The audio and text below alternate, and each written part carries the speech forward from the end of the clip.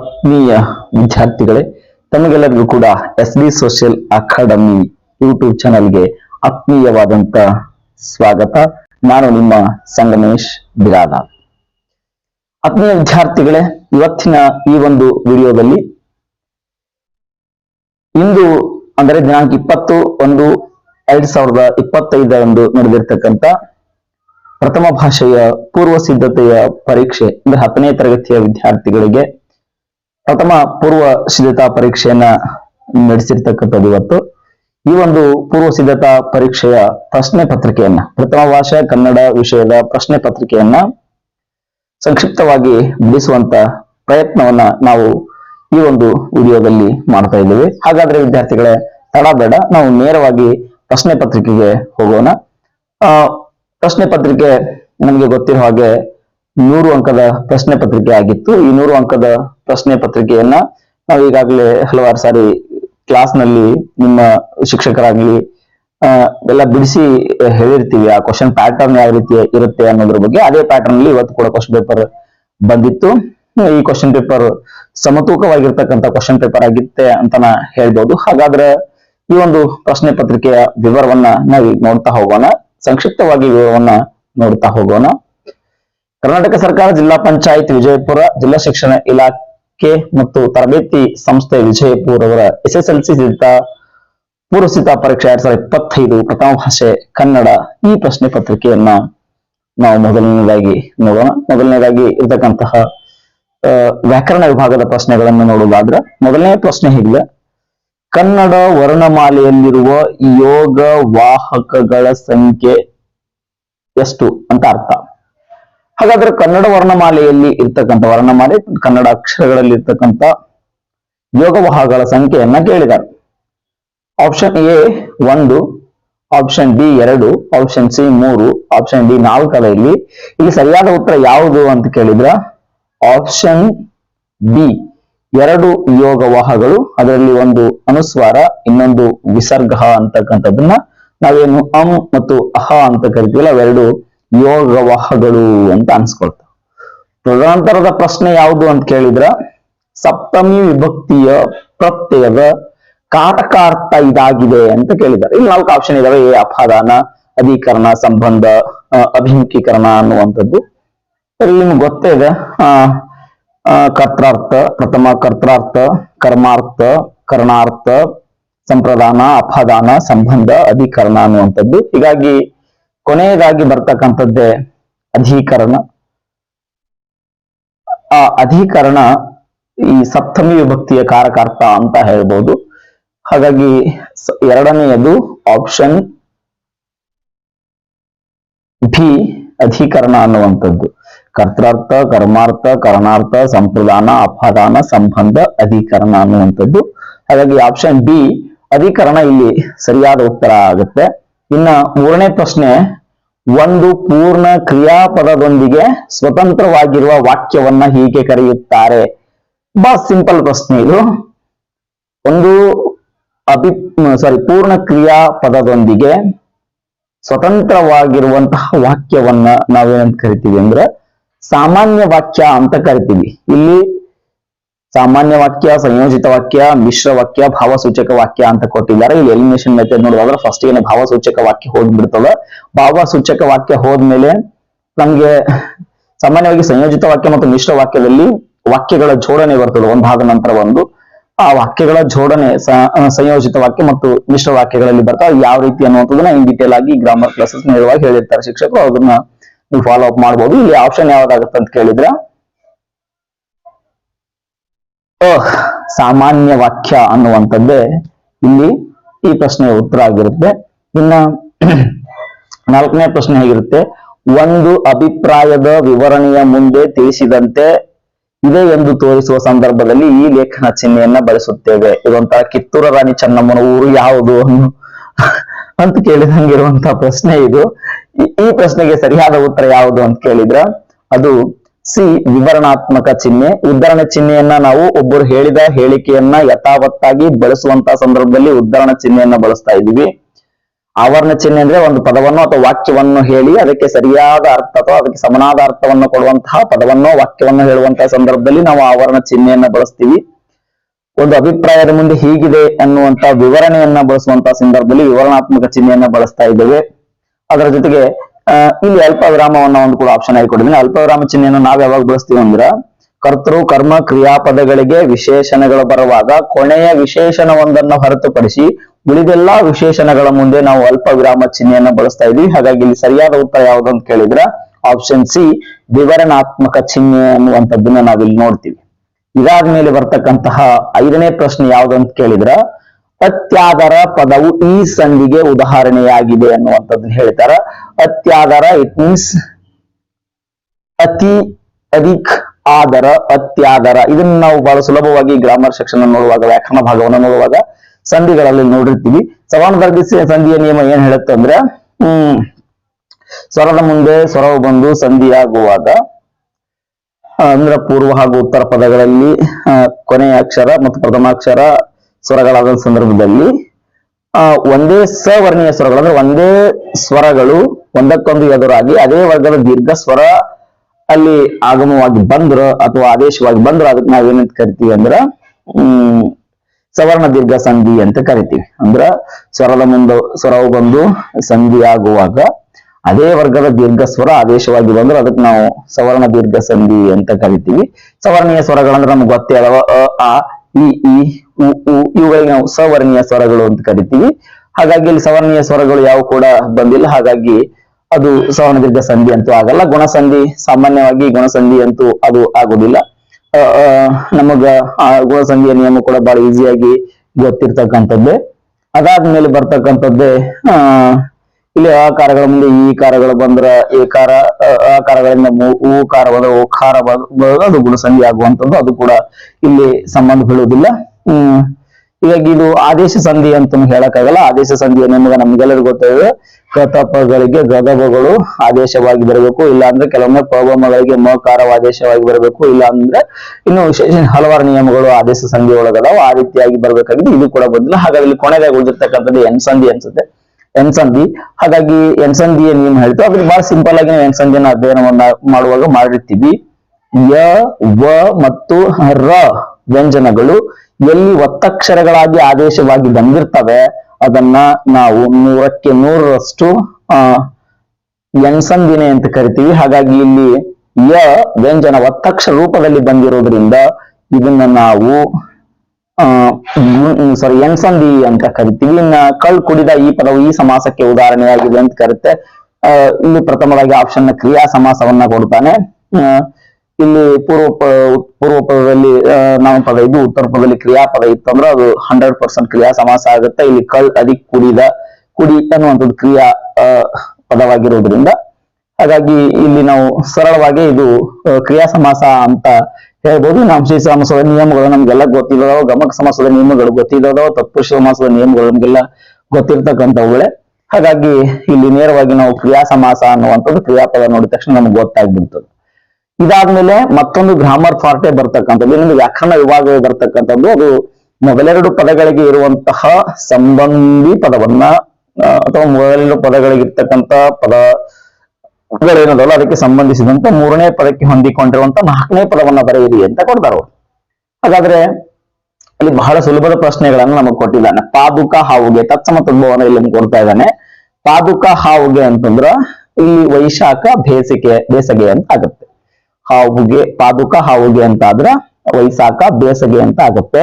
ಇನ್ನ ಜಾನತನ ಇದು ತದ್ದಿತಾಂತ ಭಾವನಾಮ. ಜಾನತನ ಇದು ತದ್ದಿತಾಂತ ಭಾವನಾಮ. ಬಾಳುವಿಕೆ ಅನ್ನುವಂಥದ್ದು ಇಲ್ಲಿ ಕೃದಂತ ಭಾವನಾಮ ಅಂತ ಅನ್ಸ್ಕೊಳುತ್ತೆ. ಇನ್ನ ಹಾಲ್ ಜೇನು ಜೋಡು ನುಡಿ ಅನ್ಸ್ಕೊಂಡ್ರ ಈಗೀಗ ಇದು ದ್ವಿರುಕ್ತಿ ಅನ್ಸ್ಕೊಳುತ್ತ. ಈಗ ದ್ವಿರುಕ್ತಿ ನಾವು ಹೇಳ್ತೀವಿ. ಒಂದೇ ಪದವನ್ನ 2 ಬಾರಿ ಬಳಕೆ ಮಾಡೋದಕ್ಕೆ ದ್ವಿರುಕ್ತಿ ಅಂತ ಕರಿತೀವಿ. ಹಾಗಾಗಿ ಇಲ್ಲಿ ಈಗ ಅನ್ನುವಂತ ಪದ ಈಗೀಗ ಅನ್ನುವ ಪದ ಆಗಿರೋದ್ರಿಂದ ಅದನ್ನ ನಾವು ದ್ವಿರುಕ್ತಿ ಅಂತಾನೆ ಪರಿಗಣಿಸ್ತೀವಿ. ಇದಾದ್ಮೇಲೆ ವಿಜ್ಞಾನಿ ಅನ್ವರ್ಥಕ ನಾಮ ಧರ್ಮರಾಯ ಅಂತ ಇಲ್ಲಿ ಕೊಟ್ಟಿದ್ದಾರೆ. ಇಲ್ಲಿ ಧರ್ಮರಾಯ ಅನ್ನುವಂಥದ್ದು ಸ್ವಲ್ಪ ಕನ್ಫ್ಯೂಸ್ ಅನ್ಸ್ಕೋಬಹುದು ನಿಮ್ಗೆ. ಅವನು ಧರ್ಮವನ್ನ ಅನುಸರಿಸುವವ ಧರ್ಮರಾಯ ಅನ್ಸ್ಕೊಂಡಿದ್ದ ಅನ್ನುವಂಥದ್ದು, ಅದು ಧರ್ಮವನ್ನ ಕೊಂಡಿರುವವನಿಗೆ ಧರ್ಮರಾಯ ಅಂತ ಕರೆದಿದ್ದಲ್ಲ, ಅವನ ಹೆಸರೇ ಇಟ್ಟಿದ್ದು ಧರ್ಮರಾಯ ಅಂತ. ಹಾಗಾಗಿ ಇಟ್ಟು ಕರಿತಕ್ಕಂಥ ಹೆಸರುಗಳಿಗೆ ನಾವು ಅಂಕಿತನಾಮ ಅಂತ ಕರೆದ್ವಿ. ಹಾಗಾಗಿ ಧರ್ಮರಾಯ ಅನ್ನುವಂಥದ್ದು ಅಂಕಿತನಾಮ. ಸ್ವಲ್ಪ ನಮ್ಮ ವಿದ್ಯಾರ್ಥಿಗಳೆಲ್ಲ ಪ್ರಶ್ನೆ ಮಾಡ್ತಿದ್ವಿ, ಸರ್ ಅವನು ಧರ್ಮಕ್ಕೆ ಅನುಸಾರವಾಗಿ ನಡ್ಕೊಳ್ತಾ ಇದ್ದ, ಹಾಗಾಗಿ ಅವನಿಗೆ ಧರ್ಮರಾಯ ಅನ್ನುವಂತ ಹೆಸರು ಬಂದಿದೆ ಅಲ್ಲ ಸರ್ ಅದು, ಹಾಗಾಗಿ ಅದು ಕೂಡ ಅನವರ್ತಕ ನಾಮ ಅಂತ ಅನ್ಸೋದಿಲ್ಲೇನ್ರಿ ಅಂತ ಕೇಳಿದ್ರು. ಹಾಗಲ್ಲ, ಅವನ ಹೆಸರೇ ಧರ್ಮರಾಯ, ಅವನ ಹೆಸರಿಗೆ ತಕ್ಕನಾಗಿ ಅವನು ನಡ್ಕೊಂಡಿದ್ದ ಅನ್ನುವಂಥದ್ದು ಕೂಡ ನಾವು ಹಲವಾರು ಪುರಾಣ ಕಥೆಗಳಲ್ಲಿ ಕೇಳಿರ್ತೀವಿ. ಹಾಗಾಗಿ ಧರ್ಮರಾಯ ಅನ್ನುವಂಥದ್ದು ಇದು ಒಂದು ಅಂಕಿತನಾಮ ಅಂತ ಅನಿಸ್ಕೊಳ್ಳುತ್ತೆ. ಹಾಗಾಗಿ ಇನ್ನ ಸಂಕ್ಷಿಪ್ತವಾಗಿ ಒಂದು ವಾಕ್ಯದಲ್ಲಿ ಉತ್ತರಿಸಿರಿ ಅನ್ನುವಂತಹ ಪ್ರಶ್ನೆಗಳೇನದಲ್ಲ, ನಮ್ಮ 7 ಪ್ರಶ್ನೆಗಳಿಗೆ ಉತ್ತರವನ್ನು ನಾವು ನೋಡೋದಾದ್ರೆ, ಎಣ್ಣೆ ತುಪ್ಪದ ಮಿಶ್ರಣ ಬೇಡವೆಂದು ಹೇಳಿದವರು ಯಾರು ಅನ್ನುವಂತ ಪ್ರಶ್ನೆ ಅದ. ಇದನ್ನು ನೀವು ಹಿಂದಿನ ತರಗತಿಯಲ್ಲಿ 9ನೇ ತರಗತಿಯಲ್ಲಿ ಕೂಡ ಓದಿರ್ತೀರಿ. ಅಲ್ಲಿ ಬಹಳ ಸ್ಪಷ್ಟವಾಗಿ ಹೇಳಿ, ಸಕ್ಕದಮ್ಮ ಪೇವಡೆ ನೆರೆ ಸಕ್ಕದಮ್ಮ ಪೇಳ್ಗೆ ಶುದ್ಧ ಕನ್ನಡದವ್ರು ತಂದಿಕ್ಕುವುದೇ ಸಕ್ಕದಮ್ಮ, ಅದನ್ನ ಹೇಳಿರ್ತಕ್ಕಂಥ ಕವಿ ನಯಸೇನ ಅನ್ನುವಂಥದ್ದು ನಿಮ್ಗೆಲ್ಲ ಗೊತ್ತಿರ್ತದೆ. ಸಕ್ಕದಮ್ಮ ಪೇವಡೆ ನೆರೆ ಸಕ್ಕದಮ್ಮ ಪೇಳ್ಗೆ ಶುದ್ಧ ಕನ್ನಡದವ್ರು ತಂದಿಕ್ಕುವುದೇ ಸಕ್ಕದಮ್ಮ ತಕ್ಕುದೇ ಧರಿಸಲಿಕ್ಕೆ ಘೃತಮ್ಮಂ ತೈಲಮ್ಮಂ. ಇಲ್ಲಿ ಘೃತ ಅಂದ್ರೆ ತುಪ್ಪ, ತೈಲ ಅಂದ್ರೆ ಎಣ್ಣೆ. ತುಪ್ಪ ಹಾಗೂ ತೈಲವನ್ನ ಸೇರಿಸುವುದು, ಎಣ್ಣೆ ಮತ್ತು ತುಪ್ಪವನ್ನ ಸೇರಿಸುವುದು ಸರಿಯಲ್ಲ ಅನ್ನುವಂಥದ್ದು ನಯಸೇನ ಹೇಳಿದ. ಇದನ್ನ ನೀವು 9ನೇ ತರಗತಿಯಲ್ಲಿ ಕೂಡ ಕನ್ನಡ ನಾಡು ನುಡಿ ಅನ್ನುವಂತ ಪದ್ಯದಲ್ಲಿ ಕೂಡ ಓದಿದ್ರಿ. ಇಲ್ಲಿ ನಿಮ್ಮ ಮೊದಲನೇ ಪಠ್ಯದಲ್ಲಿನೇ ಅದು ಬರುವಂತದ್ದು. ನಯಸೇನ ಕವಿ ಆ ರೀತಿಯಾಗಿ ಹೇಳ್ತಾನ. ಇನ್ನೊಂದು ಬಹಳ ಅದ್ಭುತವಾಗಿರ್ತಕ್ಕಂಥ ಪ್ರಶ್ನೆ ಇದು. ಹಿಂದಿನ ಪ್ರಶ್ನೆ ಪತ್ರಿಕೆಗಳಲ್ಲಿ ತೆಗೆದು ನೋಡುವಾಗಿ 2 ವರ್ಷ ಈ ಚಾಪ್ಟರ್ ಇರ್ಲಿಲ್ಲ, ಈಗ ತಾನೇ ಮತ್ತೆ ಈ ವರ್ಷ ಈ ಚಾಪ್ಟರ್ ಅನ್ನು ಸೇರಿಸಿದಾನ. ಶಾನುಭೋಗರ ಬ್ರಹ್ಮಾಸ್ತ್ರ ಯಾವುದು ಅನ್ನುವಂಥದ್ದು ಅವರ ಪರಂಪರೆಯ ಒಂದು ಸಂಕೇತವಾಗಿ ಬಂದಿರತಕ್ಕಂಥ ಕಿರ್ದಿ ಪುಸ್ತಕ ಏನದಲ್ಲ, ಅದು ಶಾನುಭೋಗರ ಬ್ರಹ್ಮಾಸ್ತ್ರ ಅಂತ ಅನ್ಸ್ಕೊಳ್ತಾ ನಿಮ್ಗೆ ಗೊತ್ತಿರಲಿ. ಇದು ವ್ಯಾಘ್ರಗೀತೆ ಅನ್ನುವಂತ ಪಾಠದಲ್ಲಿ ಬಂದಿರತಕ್ಕಂಥದ್ದು ಶಾನುಭೋಗರ ಬ್ರಹ್ಮಾಸ್ತ್ರ ಕಿರ್ದಿ ಪುಸ್ತಕ ಅನ್ನುವಂಥದ್ದು. ಇನ್ನ ಮುಂದಿನದು ವಿಶ್ವೇಶ್ವರಯ್ಯ ಅವರನ್ನು ದಿವಾನರನ್ನಾಗಿ ನೇಮಿಸಿದವರು ಯಾರು ಅಂತ ಹೇಳಿದ್ರೆ, ಇದು ಖಂಡಿತವಾಗಿ ಭಾಗ್ಯಶಿಲ್ಪಿಗಳು ಪಾಠದ ಸರ್ ಎಂ ವಿಶ್ವೇಶ್ವರಯ್ಯರವರ ಭಾಗದದು. ಅದನ್ನ ನಾವು ವಿಶ್ವೇಶ್ವರಯ್ಯವರನ್ನ ದಿವಾರನ್ನಾಗಿ ನೇಮಿಸಿದವರು ಯಾರು ಅಂತ ಕೇಳಿದ್ರೆ ನಾಲ್ವಡಿ ಕೃಷ್ಣರಾಜ್ ಒಡೆಯರ್. ಇಂಜಿನಿಯರ್ ಆಗಿ ಸಾಕಷ್ಟು ಸಾಧನೆಗಳನ್ನ ಮಾಡಿರ್ತಕ್ಕಂಥ ಸರ್ ಎಂ ವಿಶ್ವೇಶ್ವರಯ್ಯನವ್ರನ್ನ ಕರೆತಂದು ಮೈಸೂರನ್ನ ದಿವಾನರನ್ನಾಗಿ ಮಾಡಿರ್ತಕ್ಕಂಥವ್ರು ಯಾರು ಅಂತ ಕೇಳಿದ್ರ ನಾಲ್ವಡಿ ಕೃಷ್ಣರಾಜ್ ಒಡೆಯರ್. ತದನಂತರ ಬರ್ತಕ್ಕಂಥದ್ದೇ ರಾಹಿಲನ್ನು ತುರ್ತು ಪರಿಸ್ಥಿತಿಯ ನಿರ್ವಹಣೆಗಾಗಿ ಭದ್ರವಾಗಿ ಹಿಡಿದುಕೊಂಡಿದ್ದೇನು ಅನ್ನುವಂಥ ಪ್ರಶ್ನೆ. ಇದು ಸಹಜವಾಗಿ ಹಿಂದಿನ ಎಲ್ಲಾ ಪ್ರಶ್ನೆ ಪತ್ರಿಕೆಗಳಲ್ಲಿ ಇರುವಂತಹ ಪ್ರಶ್ನೆ ಆಗೈತಿ. ಹಾಗಾಗಿ ಇದು ನಿಮ್ಗಾಗಿ ಈಗಾಗಲೇ ಗೊತ್ತಿರಬಹುದು. ಯುದ್ಧ ಅನ್ನುವಂತ ಪಾಠದಿಂದ ಬರ್ತಕ್ಕಂಥ ಪ್ರಶ್ನೆ ಇದು. ರಾಹಿಲನ್ನು ತುರ್ತು ಪರಿಸ್ಥಿತಿಗಾಗಿ ಔಷಧಗಳನ್ನ ಹಾಗೂ ತುರ್ತು ಶಸ್ತ್ರಚಿಕಿತ್ಸಾ ಪೆಟ್ಟಿಗೆಯನ್ನ ಹಿಡ್ಕೊಂಡಿದ್ದ. ಅಂದ್ರೆ ಶಸ್ತ್ರಚಿಕಿತ್ಸೆಗೆ ಬೇಕಾಗುವಂತಹ ಸಾಮಾನುಗಳನ್ನ ಹೊಂದಿರತಕ್ಕಂಥ ಒಂದು ಪೆಟ್ಟಿಗೆಯನ್ನ ಭದ್ರವಾಗಿ ಹಿಡ್ಕೊಂಡಿದ್ದ. ಇದರಿಷ್ಟೇ ಔಷಧಗಳು ಹಾಗೂ ತುರ್ತು ಶಸ್ತ್ರ ಚಿಕಿತ್ಸಾ ಸಾಮಾನುಗಳ ಪೆಟ್ಟಿಗೆ ಇದನ್ನ ಹಿಡ್ಕೊಂಡಿದ್ದ ಅನ್ನುವಂಥದ್ದು ಇಲ್ಲಿ ನಮ್ಗೆ ಗೊತ್ತಾಗುತ್ತೆ. ಇದು ಯುದ್ಧ ಪಾಠದಿಂದ ಬರುವಂತಕ್ಕಂಥದ್ದು. ನೆಕ್ಸ್ಟ್ ಬರ್ತಕ್ಕಂಥದ್ದೇ ಜೈಮಿನಿ ಭಾರತ ಕಾವ್ಯವನ್ನ ಬರೆದ ಕವಿ ಯಾರು ಅಂತ ಕೇಳ್ತಾರೆ. ಜೈಮಿನಿ ಭಾರತವನ್ನ ಬರೆದ ಕವಿ ಯಾರು ಅಂತ ಕೇಳಿದಾಗ ನೀವು ಸಹಜವಾಗಿ ಉತ್ತರವನ್ನ ಹೇಳ್ತೀರಿ ಎಲ್ರು. ಜೈಮಿನಿ ಭಾರತವನ್ನ ಬರೆದ ಕವಿ ಲಕ್ಷ್ಮೀಶ ಅನ್ನುವಂಥದ್ದು ಅದು ನಮ್ಗೆ ಎಲ್ಲರಿಗೂ ಗೊತ್ತಿರುವಂತದ್ದು. ಇದು ವೀರಲವ ಅನ್ನುವಂತ ಪದ್ಯದಿಂದ ಬಂದಿರತಕ್ಕಂತಹ ಪ್ರಶ್ನೆ. ಅದಾದ್ಮೇಲೆ ಕುಂಪಣಿ ಸರ್ಕಾರ ಹೊರಡಿಸಿದ ಆದೇಶ ಏನು ಅನ್ನುವಂಥದ್ದು ಇದು ನಿಮ್ಗೆಲ್ಲರಿಗೂ ಗೊತ್ತಿರುವ ಹಾಗೆ ಹಲಗಲಿ ಬೇಡ್ರು ಪದ್ಯದಿಂದ ಬರ್ತಕ್ಕಂತಹ ಪ್ರಶ್ನೆ. ಈ ಕುಂಪಣಿ ಸರ್ಕಾರವನ್ನ ಹೊರಡಿಸಿದ ಅಥವಾ ಕಂಪನಿ ಸರ್ಕಾರ ಹೊರಡಿಸಿರ್ತಕ್ಕಂಥ ಆದೇಶ ಏನು ಅಂತ ಕೇಳಿದ್ರೆ ಅದೇ ತರ ಜೋರ ಮಾಡಿ ಕಸಿದುಕೊಳ್ಳಿರಿ ಹತಾರ ಅಂತೇಳಿ, ಅಂದ್ರೆ ಶಸ್ತ್ರಾಸ್ತ್ರಗಳನ್ನ ಕಸಿದುಕೊಳ್ಳುವಂತಹ ಒಂದು ಆದೇಶವನ್ನ ನೀಡಿತು. ಅಂದ್ರೆ ಒತ್ತಾಯಪೂರ್ವಕವಾಗಿ ಭಾರತೀಯರು ಹೊಂದಿರತಕ್ಕಂಥ ಶಸ್ತ್ರಾಸ್ತ್ರಗಳನ್ನ ಕಸಿದುಕೊಳ್ಳುವಂತಹ ಒಂದು ಆದೇಶವನ್ನ ಬ್ರಿಟಿಷ್ ಸರ್ಕಾರ ಹೊರಡಿಸುತ್ತೆ. ಇದಕ್ಕ ಶಸ್ತ್ರಾಸ್ತ್ರ ನಿಷೇಧ ಕಾಯ್ದೆ ಅಂತ ಕರೀತಾರೆ. ಈ ಶಸ್ತ್ರಾಸ್ತ್ರ ನಿಷೇಧ ಕಾಯ್ದೆಯನ್ನ ಬ್ರಿಟಿಷರು ಹೊರಡಿಸಿದರು ಅನ್ನುವಂಥದ್ದು ಅದೇ ಆದೇಶ. ಇನ್ನ ಪುಟ್ಟಪೋರಿ ಏನು ಮಾಡುತ್ತಿದ್ದಳು ಅನ್ನುವಂಥದ್ದು. ಪುಟ್ಟಪೋರಿ ಏನ್ ಮಾಡ್ತಾ ಇದ್ಲು ಅನ್ನೋದು. ಈ ಪುಟ್ಟಪೋರಿ ವಸಂತ ಮುಖ ತೋರಲಿಲ್ಲ ಅನ್ನುವಂತಹ ಪದ್ಯದಿಂದ ಬರುವಂತಹ ಪ್ರಶ್ನೆ ಇದು. ಪುಟ್ಟಪೋರಿ ಮುಸುರೆ ತಿಕ್ಕುತ್ತಿದ್ದಳು ಅನ್ನುವಂಥದ್ದು ಬಹಳ ಸಾಮಾನ್ಯವಾಗಿರ್ತಕ್ಕಂಥ ಪ್ರಶ್ನೆ. ಇದು ಸಾಕಷ್ಟು ಸಲ ರಿಪೀಟ್ ಆಗಿರ್ತಕ್ಕಂಥ ಪ್ರಶ್ನೆ ಇದು.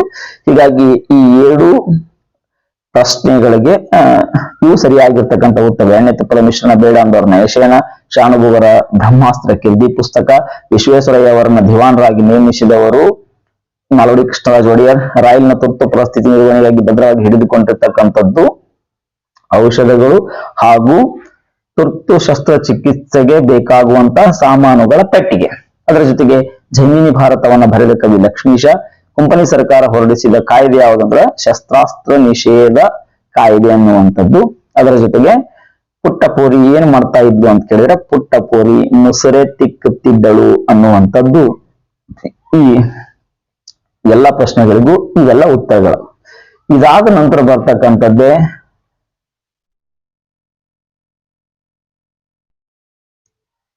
2-3 ವಾಕ್ಯಗಳಲ್ಲಿ ಉತ್ತರಿಸಿ ಅನ್ನುವಂಥದ್ದು. ಈ ಕೆಳಗಿನ ಪ್ರಶ್ನೆಗಳಿಗೆ 3-4 ವಾಕ್ಯಗಳಲ್ಲಿ ಉತ್ತರಿಸಿದೆ ಅನ್ನುವಂತಹ ಪ್ರಶ್ನೆ. ಮೊದಲನೇ ಪ್ರಶ್ನೆ ಏನಾಗೈತಿ ಇಲ್ಲಿ ಅಂತ ಕೇಳಿದ್ರ ಆಂಗ್ಲ ಭಾಷೆ ವಿಶ್ವವ್ಯಾಪಿಯಾಗಲು ಕಾರಣವೇನು? ಮೊದಲನೇ ಪಾಠದಲ್ಲಿ ಬರ್ತಕ್ಕಂಥದ್ದು ನಮ್ಮ ಭಾಷೆ ಅನ್ನುವಂಥ ಪಾಠದಲ್ಲಿ ಏನು ಆಂಗ್ಲ ಭಾಷೆ ಇಷ್ಟು ವಿಶ್ವವ್ಯಾಪಿ ಆಗ್ಲಿಕ್ಕೆ ಕಾರಣ ಏನು?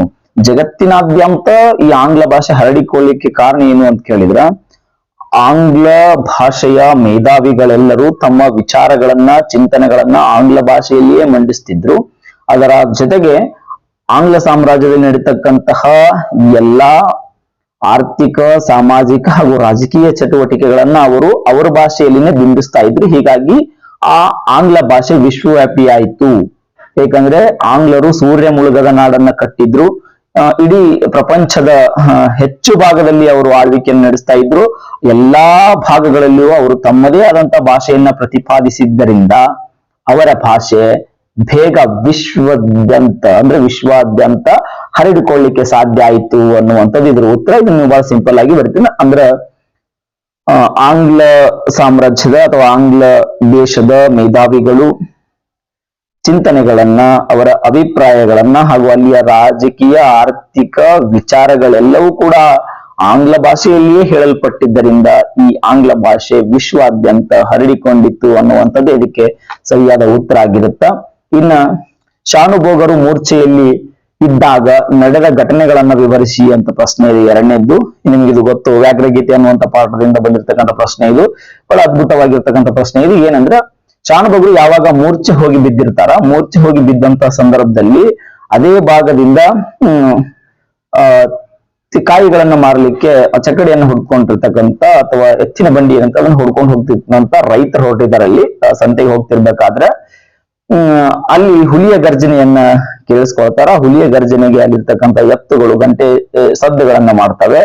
ಗಂಟೆ ಸದ್ದುಗಳನ್ನ ಮಾಡಿದ ಸಂದರ್ಭದಲ್ಲಿ ಆ ಹುಲಿ ಏನ್ ಭಾವಿಸುತ್ತೆ, ಇಲ್ಲಿ ಮತ್ತೇನೋ ಸಿಕ್ತು ನನಗೆ ತಿನ್ಲಿಕ್ಕೆ ಅಂತ ಭಾವಿಸಿದಾಗ ಅಲ್ಲಿರ್ತಕ್ಕಂತಹ ರೈತರು ಮಾತಾಡ್ಕೊಳ್ತಾ ಇದ್ದಾರೆ. ಆ ಮಾತನ್ನ ಕೇಳಿರ್ತಕ್ಕಂಥ ಹುಲಿ ಅಲ್ಲಿಂದ ಪಲಾಯನ ಮಾಡ್ಲಿಕ್ಕೆ ನೋಡುತ್ತೆ.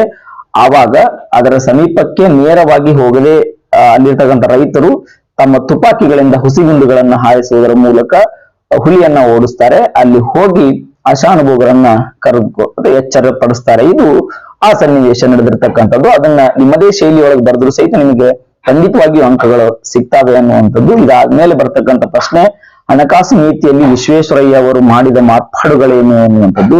ಅವರು ಕೈಗಾರಿಕೆಯಲ್ಲಿಯೂ ಕೂಡ ಸಾಕಷ್ಟು ರಾಜಕೀಯವಾಗಿ ಮಾಡಿದ್ದಾರೆ. ಇನ್ನ ಆರ್ಥಿಕ ವಿಚಾರವಾಗಿ ಅವ್ರು ಏನ್ ಮಾಡಿದ್ರು ಅನ್ನುವಂಥದ್ದು ನಮಗೆಲ್ಲ ಒಂದು ಪಾಠದಲ್ಲಿನೇ ಸಿಗುತ್ತೆ ನಮ್ಗೆ. ಅಲ್ಲಿ ಮೈಸೂರು ಬ್ಯಾಂಕ್ ಅನ್ನ ಸ್ಥಾಪನೆ ಮಾಡಿರ್ತಕ್ಕಂಥದ್ದಾಗಿರ್ಬೋದು, ಆಮೇಲೆ ಫೀಡರ್ ಬ್ಯಾಂಕ್ ಅನ್ನ ಸ್ಥಾಪನೆ ಮಾಡಿರ್ತಕ್ಕಂಥದ್ದಾಗಿರ್ಬೋದು, ಅದಾದ್ಮೇಲೆ ಜೀವ ವಿಮಾ ಯೋಜನೆಯನ್ನ ಜಾರಿಗೆ ತಂದಿರತಕ್ಕಂಥದ್ದಾಗಿರ್ಬೋದು. ಇದು ಫೀಡರ್ ಬ್ಯಾಂಕ್ ಅಂತೂ ಕೈಗಾರಿಕೆ ಅಭಿವೃದ್ಧಿಗಾಗಿ ಜಾರಿಗೆ ತಂದಿರತಕ್ಕಂಥ feeder bank, Mysuru bank of India, ಅದರ ಜೊತೆಗೆ ಜೀವ ವಿಮಾ ನಿಗಮಗಳನ್ನ ಜಾರಿಗೆ ತಂದಿರತಕ್ಕಂಥದ್ದು, ಅದರ ಜೊತೆಗೆ ಸಹಕಾರಿ ನಿಗಮಗಳನ್ನ ಜಾರಿಗೆ ತಂದಿರತಕ್ಕಂಥದ್ದು ಕೂಡ ಅವರ ಒಂದು ಆರ್ಥಿಕ ಸುಧಾರಣೆ ಅಂತಾನೆ ನಾವು ಇಲ್ಲಿ ಹೇಳ್ಬೋದು. ಹಾಗಾಗಿ ಇದು ಅವರ ಈ ಒಂದು ಹಣಕಾಸು ನೀತಿಯಲ್ಲಿ ವಿಶ್ವೇಶ್ವರಯ್ಯ ಅವರು ಮಾಡಿದ ಮಾರ್ಪಾಡುಗಳು ಯಾವುವು ಅನ್ನುವಂಥ ಪ್ರಶ್ನೆಗೆ ಇದು ಉತ್ತರ ಆಗಿರುತ್ತೆ. ಇನ್ನ ಟೊಪ್ಪಿಗೆಯ ವಿಶೇಷತೆಯನ್ನ ಲೇಖಕರು ಹೇಗೆ ದಾಖಲಿಸಿದ್ದಾರೆ ಅನ್ನುವಂಥದ್ದು ಪ್ರಶ್ನೆ ಆಗಿದೆ. ಇದು ಲಂಡನ್ ನಗರ ಪಾಠದಿಂದ ಬಂದಿರತಕ್ಕಂಥ ಪ್ರಶ್ನೆ. ಟೊಪ್ಪಿಗೆ ವಿಶೇಷತೆ ಏನಂದ್ರೆ ಅಲ್ಲಿಯ ಹೆಣ್ಣು ಮಕ್ಕಳು ಧರಿಸಿರ್ತಕ್ಕಂಥ ಟೊಪ್ಪಿಗೆಗಳು ಒಂದರಂತೆ ಇನ್ನೊಂದು ಟೊಪ್ಪಿಗೆ ಇರಲಿಲ್ಲ. ಒಂದರಂತೆ ಇನ್ನೊಂದು ಟೊಪ್ಪಿಗೆ ಇದ್ರೂ ಕೂಡ ಕನಿಷ್ಠ ಪಕ್ಷ ಅದರಲ್ಲಿ ಸಿಕ್ಕಿಸಿರ್ತಕ್ಕಂಥ ಪುಚ್ಚಗಳಾದರೂ ಬೇರೆಯಾಗಿರ್ತವೆ. ಟೊಪ್ಪಿಗೆಗಳು ಮನುಷ್ಯರಂತೆ ಅಲ್ಲವೇ, ಒಂದರಂತೆ ಇನ್ನೊಂದಿಲ್ಲ ಅನ್ನುವಂಥದ್ದನ್ನೇ ಇಲ್ಲಿ ನಮಗೆ ವಿಕ್ರು ಗೋಕಾಕ್ ಅವರು ತಿಳಿಸ್ಕೊಡ್ತಾರೆ. ಹಾಗಾಗಿ ಟೊಪ್ಪಿಗೆ ವಿಶೇಷತೆ ಏನಂದ್ರ ಒಂದು ಟೊಪ್ಪಿಗೆಗಳು ಇನ್ನೊಂದು ಟೊಪ್ಪಿಗೆ ಅಂತ ಇರ್ಲಿಲ್ಲ. ಟೊಪ್ಪಿಗೆಗಳು ಒಂದರಂತೆ ಇನ್ನೊಂದು ಇದ್ರೂ ಕೂಡ ಕನಿಷ್ಠ ಪಕ್ಷ ಅದರಲ್ಲಿ ಸಿಕ್ಕಿಸಿರ್ತಕ್ಕಂತಹ ಪುಚ್ಚಗಳಾದರೂ ಬೇರೆಯಾಗಿರ್ತವೆ ಅನ್ನುವಂಥದ್ದೇ ಟೊಪ್ಪಿಗೆಯ ವಿಶೇಷವನ್ನ ಇಲ್ಲಿ ವಿಕ್ರು ಗೋಕಾಕ್ ಅವರು ನಮ್ಗೆ ಹೇಳ್ತಾರೆ. ಅದಾದ ನಂತರ ಬರ್ತಕ್ಕಂಥದ್ದು ವಾಲ್ಮೀಕಿ ಆಶ್ರಮಕ್ಕೆ ಯಜ್ಞಾಶ್ವವು ಬಂದ ಬಗೆಯನ್ನು ವಿವರಿಸಿ, ಇದು ವೀರಲವ ಪದ್ಯದಿಂದ ಬಂದಿರತಕ್ಕಂಥ ಪ್ರಶ್ನೆ. ಅಲ್ಲಿ ಶ್ರೀರಾಮನ ಅಶ್ವ ಮೇಘದ ಕುದುರೆ ಬಂದಂತ ಸಂದರ್ಭದಲ್ಲಿ ಎಲ್ಲಾ ರಾಜರುಗಳು ಆ ಅಶ್ವಮೇಧ ಯಾಗದ ಕುದುರೆಯನ್ನ ಪೂಜಿಸಿ ಮುಂದೆ ಕಳಿಸಿಕೊಟ್ರು.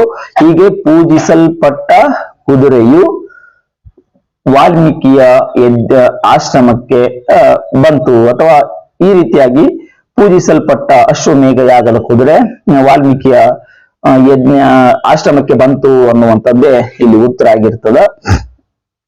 ಇನ್ನ ಅಲ್ಲಿ ಬಹಳ ಸ್ಪಷ್ಟವಾಗಿನೇ ಅಲ್ಲಿ ಉಲ್ಲೇಖ ಇದೆ ಅದರದ್ದು.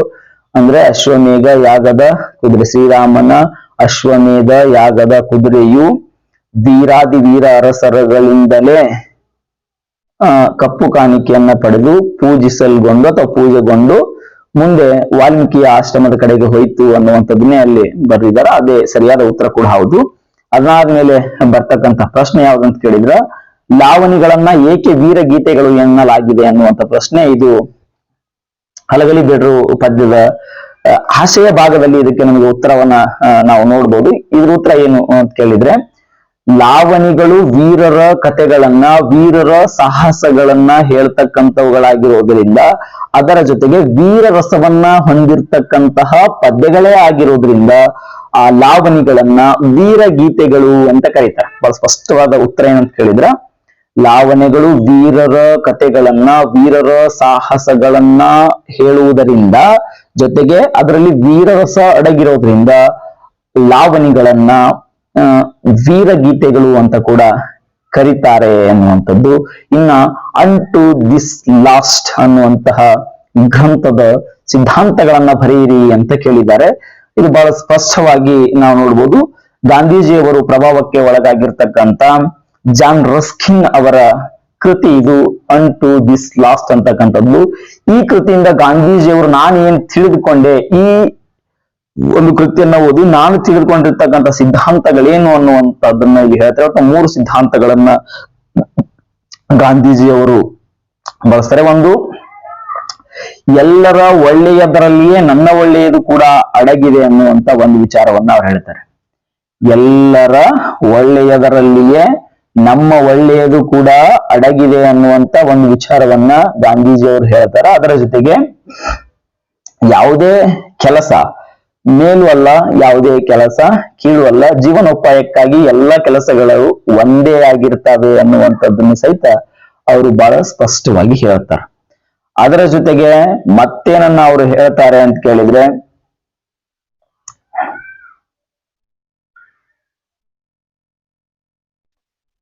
ಶ್ರಮಜೀವಿಯ ಜೀವನ, ಯೋಗ್ಯ ಜೀವನ ಅನ್ನುವಂತ 3 ವಿಚಾರಗಳನ್ನ ಈ ಅಂಟು ದಿ ಲಾಸ್ಟ್ ಕೃತಿಯ ಸಿದ್ಧಾಂತಗಳು ಅಂತ ನಾನು ತಿಳ್ಕೊಂಡಿರ್ತಕ್ಕಂಥ ಸಿದ್ಧಾಂತಗಳು ಅಂತ ಗಾಂಧೀಜಿಯವರು ಹೇಳ್ತಾರೆ.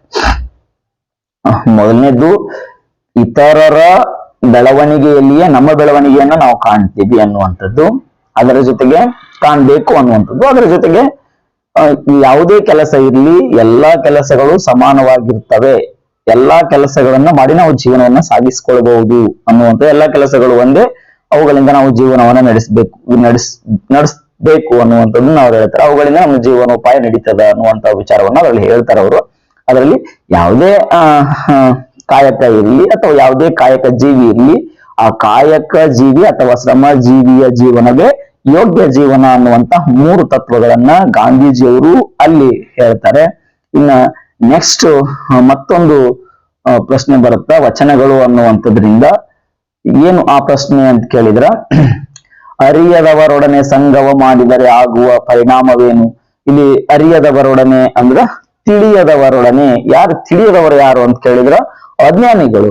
ಅಂತಹ ಅಜ್ಞಾನಿಗಳ ಸಂಘವನ್ನ ಮಾಡಿದರೆ ಆಗ್ತಕ್ಕಂಥ ಪರಿಣಾಮ ಏನು ಅಂತ ಕೇಳಿದ್ರೆ, ಅಜ್ಞಾನಿಗಳ ಸಂಘವನ್ನ ಮಾಡಿದರೆ ನಾವು ಕಲ್ಲನ್ನ ಹೊಯ್ದು ಕಿಡಿಯನ್ನ ತೆಗೆದುಕೊಂಡಂತೆ ಅನ್ನುವಂತ ಮಾತನ್ನ ಇಲ್ಲಿ ಅಕ್ಕಮಾದೇವಿ ಅವರು ಹೇಳ್ತಾರೆ. ಹಾಗಾಗಿ ಅರಿಯದವರೊಡನೆ ಸಂಘವನ್ನ ಮಾಡಿದರೆ ಕಲ್ಲು ಹೊಯ್ದು ಕಿಡಿಯ ತೆಗೆದುಕೊಂಡಂತೆ ಅನ್ನುವಂಥದ್ದು ಇದಕ್ಕೆ ಸರಿಯಾದ ಉತ್ತರ. ಇನ್ನ ಭಾಷಲ್ ಮಿಷನ್ ರವರು ಪ್ರಕಟಿಸಿದ್ದ ಯಾವ ಕೃತಿಗಳನ್ನ ಲೇಖಕರು ಓದಿಕೊಂಡರು ಅನ್ನುವಂಥದ್ದನ್ನ ಇಲ್ಲಿ ಕೇಳಿದಾರ.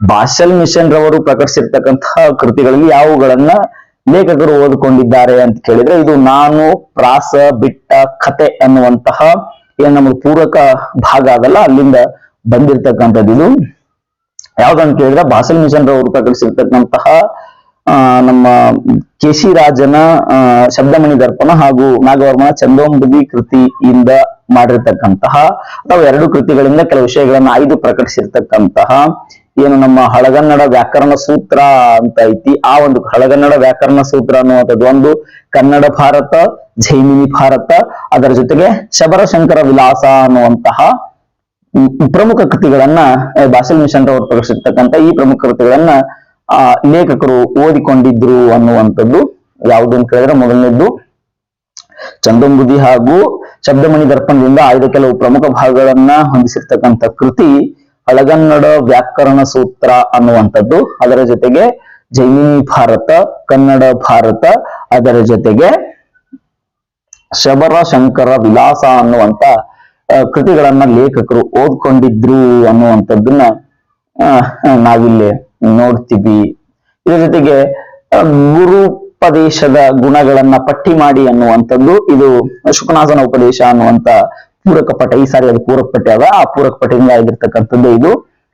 ಏನು ಅಂತ ಕೇಳಿದ್ರೆ, ನೀರಿಲ್ಲದೆ ಮೀಯುವಂತಹ ಒಂದು ಮೀಯುವಂಥದ್ದು ಅಂದ್ರೆ ನೀರಿಲ್ಲದೆ ಮಾಡುವಂತಹ ಸ್ನಾನ ಆಗ್ಯದ ಅನ್ನುವಂಥದ್ದು. ಅದರ ಜೊತೆಗೆ ಬಂಗಾರವಿಲ್ಲದೆ ಮಾಡುವಂತಹ ಆಭರಣ, ನೆರೆಯದೆ ಬರುವಂತಹ ಮುಪ್ಪು, ಅದರ ಜೊತೆಗೆ ಬೊಜ್ಜು ಬಾರದೆ ಬರುವಂತಹ ಗುರುತ್ವ, ಆಮೇಲೆ ಪಂಜಿಲ್ಲದಂತೆ ಹೊತ್ತುವ ಬೆಂಕಿ ಅಥವಾ ಬೆಳಕು ಅನ್ನುವಂಥದ್ದು.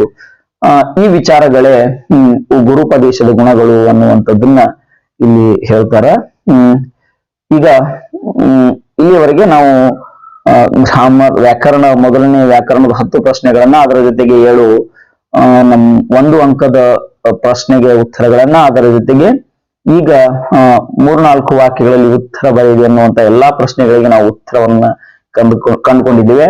ಇನ್ನ ಮುಂದಿನ ಭಾಗದಲ್ಲಿ ನಾವು ಉಳಿದಿರ್ತಕ್ಕಂತಹ ಭಾಗಗಳ ಉತ್ತರವನ್ನ ನೋಡುವಂತ ಪ್ರಯತ್ನವನ್ನ ಮಾಡೋಣಂತ.